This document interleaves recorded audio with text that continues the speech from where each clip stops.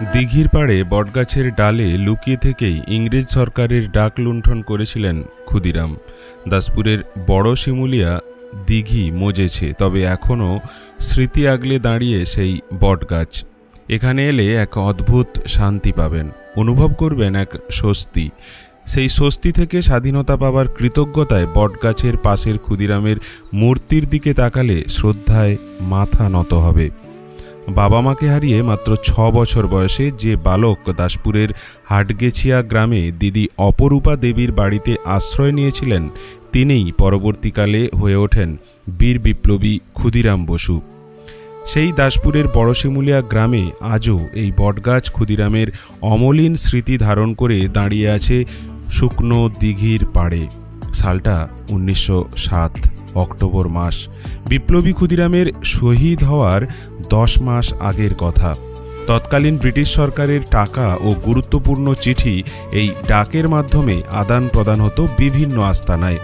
ক্ষুদিরাম বিপ্লবের স্বার্থে সেই টাকা লুট করার পরিকল্পনা করেন। সেই মতোই তিনি লুকিয়েছিলেন দিঘির পাড়ের ওই বটগাছের একটি ডালে। ডাক আসতেই অতর্কিত হামলা, সেই ডাক লুণ্ঠন করে গা ঢাকা দেন ক্ষুদিরাম। পরে সেই টাকা মেদিনীপুরে গিয়ে তুলে দেন বিপ্লবী সত্যেন্দ্রনাথ দত্তের হাতে। এই লুণ্ঠনের কথা দ্রুত ছড়িয়ে পড়ে। ডাক লুঠের পর স্বভাবতই ক্ষুদিরামের খোঁজে ব্রিটিশ সরকার পুরো দাসপুর জুড়ে তল্লাশি শুরু করলেও তাকে গ্রেপ্তার করতে পারেনি। পরবর্তীতে তার এক সহপাঠীকে গ্রেপ্তার করে ব্রিটিশ পুলিশ। তীব্র অত্যাচারের পরেও সেই সহপাঠী কিন্তু ক্ষুদিরামের নাম বা অবস্থান জানায়নি। এমন অসামান্য ঘটনার স্মৃতিচিহ্ন বুকে নিয়ে দাঁড়িয়ে আজও সেই বটগাছ। ভারতবর্ষের কনিষ্ঠতম শহীদ এই ক্ষুদিরাম। জেলার অন্যতম ঐতিহাসিক এই স্থান পড়ে রয়েছে কিন্তু অবহেলায়।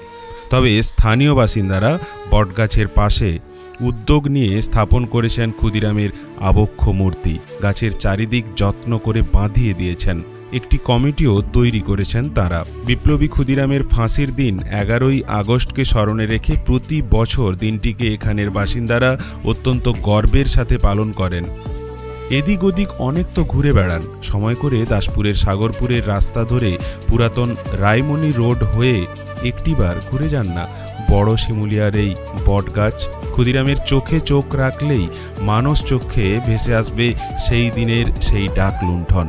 আকাশে বাতাসে আজও এখানে ধ্বনিত হয়, একবার বিদায় দে মা, ঘুরে আসি।